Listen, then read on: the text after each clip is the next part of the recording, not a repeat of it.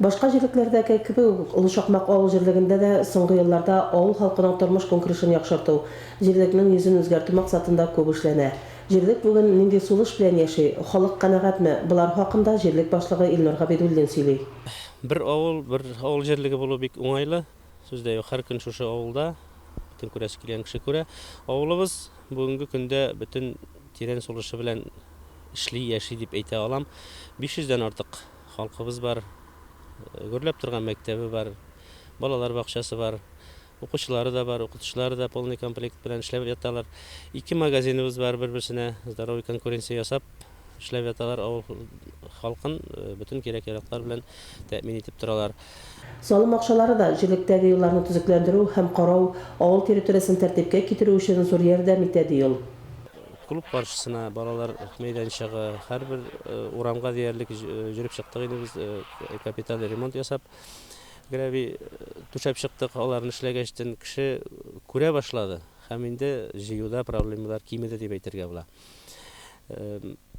Һәм без үзебезнең 3 ел рәттән инде практикага керттек, авылның ихаталарын профнастил белән әйләндереп алу дигән практикага керттек.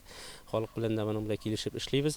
Менә авылга кергәндә юл буендагы күренеп торган искергән ихаталарның капкаларын, коймаларын шушы профнастилны без үзара салым акчасына алабыз да, алар үзләре шушыны ясап куялар. Җирлектә төрле юнәлештә үз эшен башлаучылар, фермер хуҗалыгы булып оешып эшләүчеләр дә бар. Үз мәшгульләр дә байтак теркәлгән. 3 КФХ бар. Берсе инде КФХ Хафизова, анысы терлекчелек, игенчелек белән шөгыльләнә. Тоже үзенең пай җирләре бар арендада.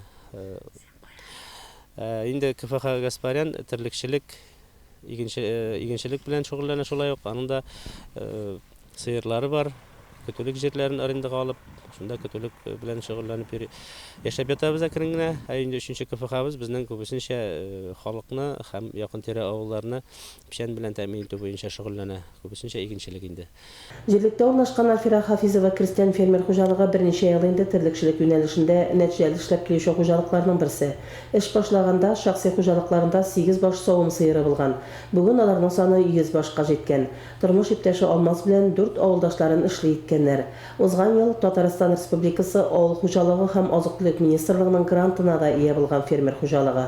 Башта инде теге 20 сыер белән чыктык бит инде, һаман шуларны арттыра, кешеләрдән ала. Шулай итеп без хәзер 100 баш сыерга җиттек. Аннан соң былтыр без грант алдык. 4,372 башка. Менә шуны әле файдаланып бетереп булмады әле. Менә шуның белән без фермерский хозяйствога кирип киттек инде. Без әле бүгенге чорда сөтне сатабыз гына, алай тора бара, может, эшкәртә дә башларбыз. Авыл халкы бүген җирлектә булган үзгәрешләрдән бик канәгать. Чөнки үзенең шәхси ярдәме белән башкарылган эшләр һәрберсе күз алдында һәм авыл өчен эшләнә. Менә үз мәшгульлек программасы ачу бигрәк тә авылдагы үз көнен күрүчләргә бик яхшы йогынты ясады. Менә бүгенге көндә Габдуллин Равил дигән кешебез үзенең сервисын ачып җибәрде. Менә ул пенсиягә чыкканчы Себердә вакыты белән эшләп йөргән кеше, менә хәзер пенсиягә чыгып, авылга кайтып, тик ятканча дип инде үзенең эшен башлап җибәрде. Салым акчаларын җыюда катнашып, авыл халкы авылны төзекләндерүгә, матурайтуга үз өлешен кертә.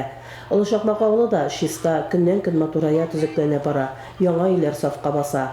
Авыл халкы киләчәккә матур теләкләр белән яши. Фәридә Гантинова, Динар Нуртдинов, Мөслим телевидениесе.